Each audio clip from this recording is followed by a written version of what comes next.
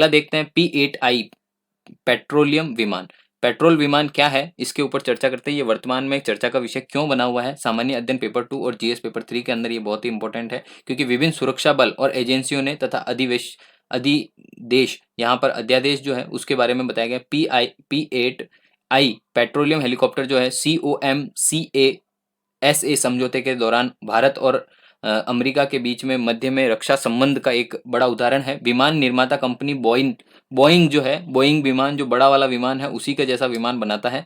यह 12वां एवं P811 लंबी दूरी का समुद्री गश्त विमान है, जिसे long range Mediterranean petroleum aircraft सौंपा गया है। 2016 के अंदर ये 4 अतिरिक्त विमानों की पूर्ति के लिए रक्षा मंत्रालय द्वारा हस्तांक्षित वैकल्पिक अनुसंबंध के तहत यह चौथा विमान है जो यहाँ पर भारत के पास आएगा। P8I विमान जो है ये लंबी दूरी का विमान है, समुद्री गश्त और पनडुब्बी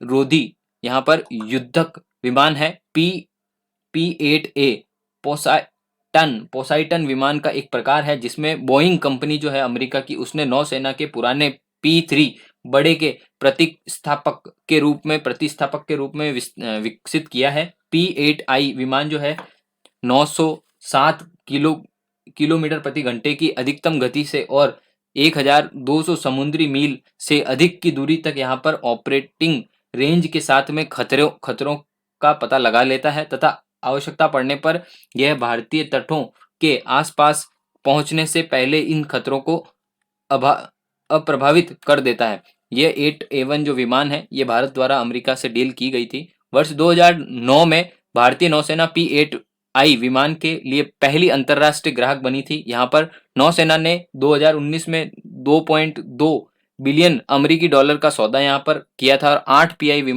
P8I विमान खरीदे थे। यह विमान तमिलनाडु के और ओर्राकोणम में स्थित 312A नेवल एयर स्क्वाड्रन का हिस्सा है। यहाँ पर भारत के स्क्वाड्रन में ये शामिल है। वर्ष 2016 के अंदर नौसेना में 1 बिलियन अमेरिकी डॉलर से अधिक का सौदा समझौते के साथ 4 और P8I के लिए यहाँ पर वैकल्पिक खंड का प्रयोग किया गया है। इसके अलावा मई 2021 के अंदर अमेरिकी विदेशी विभाग ने भारत को 6 अतिरिक्त P8I विमान संबंधित उपकरणों की संभावित बिक्री की मंजूरी दे दी है, क्योंकि जो भी विमान आता है उसका यहाँ पर स्पेयर पार्ट जरूर मंगाए जाते हैं, क्योंकि विमान लंबे समय तक खराब नहीं होते हैं या फिर नष्ट नहीं होते हैं, चलते रहते हैं। पर उसमें क्या होता है, टेक्निकली इशू कुछ ना कुछ, जैसे कोई चीज़ अगर छोटा सा आप मान लीजिए कि वाइसर ही खराब हुआ है, रबड़ गेयर खराब हुआ है या फिर टूल्स खराब हुए हैं, तो टूल्स मंगवाने में भी वो छोटे छोटे सामग्री भी आपको उन्हीं देशों से एक्सपोर्ट करनी होती है, इंपोर्ट करनी होती है, क्योंकि वहाँ से ही आप मंगा कर करवा सकते हैं। रिपेयर करने के लिए आप अमेरिका तो नहीं भेज पाएंगे,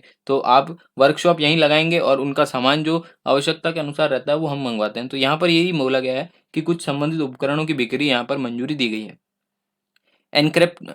एनक्रिप्टेड संचार प्रणाली के साथ यहाँ पर 6 PIA विमान तैनात किए जाएंगे, क्योंकि भारत ने अमेरिका के साथ संचार संगठनात्मक सुरक्षा समझौता COMCASA के मूलभूत समझौते पर हस्ताक्षर किए हैं। यहाँ पर भारत और अमेरिका का रक्षा संबंध देखा जाए तो ये प्रस्तावित बिक्री अमेरिका और भारत के रणनीतिक संबंधों में मजबूती प्रदान करने में मदद करता है, क्योंकि यहाँ पर अमेरिका के लिए एक हिंद प्रांत जैसे इंडो पैसिफिक रीजन बोला गया है और दक्षिणी एशियाई क्षेत्र में राजनीतिक स्थिरता और शांति एवं आर्थिक प्रगति की दिशा में भारत एक महत्वपूर्ण शक्ति बनता हुआ दिख रहा है सभी को। और संयुक्त राज्य अमेरिका में रक्षा खरीद दोनों देशों के बीच में बड़े संबंधों को एक अभिन्न अंग है। दोनों ही काफ़ी टाइम से जब देख रहे हैं तो ट्रेड भारत का अमेरिका के साथ जल रहा है, क्योंकि अमेरिका भारत को जिस तरह का डिफेंस इक्विपमेंट देता है वो हम फ्रांस से भी खरीदते हैं और हम रशिया से भी खरीदते हैं, पर हमारे संबंध जो है अमेरिका के साथ भी उतने ही अच्छे हैं जितने हमारे अन्य देशों के साथ हैं।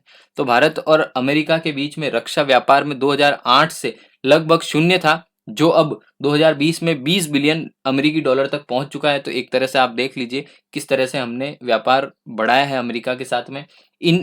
इसने दोनों ही देशों के बीच में प्रमुख नीति उन्नयन में मदद मिली है। मतलब यहाँ पर कुछ मुद्दों पर यहाँ पर दोनों की नीतियाँ समान होने का व्यापारिक संबंध बैठने पर ही स्थापित हुआ है। 2016 में अमेरिका एक और मेजर डिफेंस पार्टनर बन चुका था, नामित किया गया था। वर्ष 2018 में अमेरिका के सामरिक व्यापारी प्राधिकरण एक STA1 के तहत भारत को नाटो सहयोगी देश और ऑस्ट्रेलिया, जापान, दक्षिणी कोरिया के सम्मान रक्षा प्रौद्योगिकी तक पहुंचने में प्रदान की गई है। संचार संगतता और सुरक्षा समझौता क्या है, तो इसके बारे में देख लेते हैं। संचार COMCASA जो है अमेरिका और भारत के बीच में संयुक्त सुरक्षा उपकरणों के हस्तांतरण के लिए एक कानूनी ढांचा है, जो कि सेनाओं के बीच में इंटरऑपरेबिलिटी एवं अंतः संचालन की सुविधा यहाँ पर संभवतः डाटा जो लिंक सुरक्षा के लिए अन्य सेनाओं के साथ में अमेरिकी आधार पर तंत्र पर कार्य करता है। जो अमेरिकी सिस्टम है बेस्ड उस पर वर्क करता है। तो यहाँ पर ये सेनाओं के लिए डाटा को ट्रांसफर करने का ऑपरेशन है, ठीक है ना। एक विशेष तरह की प्रणाली बनाई गई है जहाँ पर सेना अपनी सूचनाएं आदान प्रदान कर सकती है और इसमें आम व्यक्ति का कोई यहाँ पर भागीदारी नहीं बनती है। यह 4 मूलभूत समझौतों में से एक है जो कि अमेरिका के सहयोग और करीबी पार्टनर देशों को उच्च क्षमताओं, तकनीकी सेवाओं, तकनीकी सेनाओं के बीच में अंतः संचालन की सुविधा यहाँ पर संकेत दे सकते हैं। इस संचार और सूचना में सुरक्षा ज्ञापन समझौते CISMOA का एक भारतीय विशिष्ट संस्करण है। Military information agreement of general security GSOMIA के तहत यहाँ पर सेना ने इनके द्वारा इकट्ठा की गई खुफिया जानकारी साझा करने की अनुमति देता है। यहाँ पर भारत के पास जो खुफिया जानकारी है वो भारत अमेरिका को देगा और अमेरिका के पास जो खुफिया जानकारी है दूसरे देशों के लिए वो यहाँ पर भारत अमेरिका को देगा। इस प्रकार भारत ने वर्ष 2002 में हस्ताक्षर किए थे। वर्ष 2016 के अंदर Bharat logistic exchange memorable of agreement पर LEMOA पर हस्ताक्षर किए थे। ये दोनों देशों के ईंधन भरने और पुनः पूर्ति हेतु एक दूसरे देश में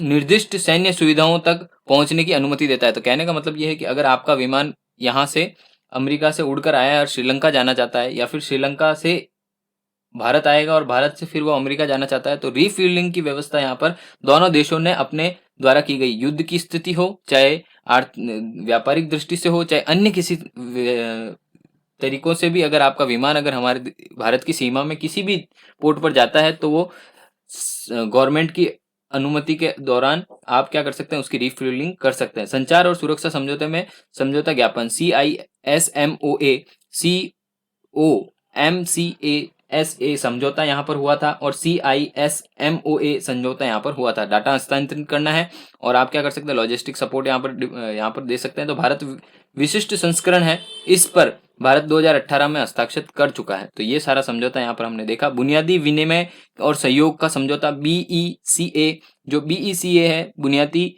विनिमय समझौता जो है वो भारत और अमेरिका के बीच में सैनिकों को एक दूसरे के साथ में भू स्थानिक जानकारी और उपग्रह डेटा साझा करने की अनुमति देता है। तो यहाँ पर 2020 के अंदर इसके ऊपर हस्ताक्षर किए गए थे अमेरिका और भारत के द्वारा। ये हमने देखा कि किस तरह से अमेरिका और भारत के बीच में एक राजनीतिक संबंध के साथ साथ वैचारिक संबंध, व्यापारिक संबंध भी बन रहे हैं।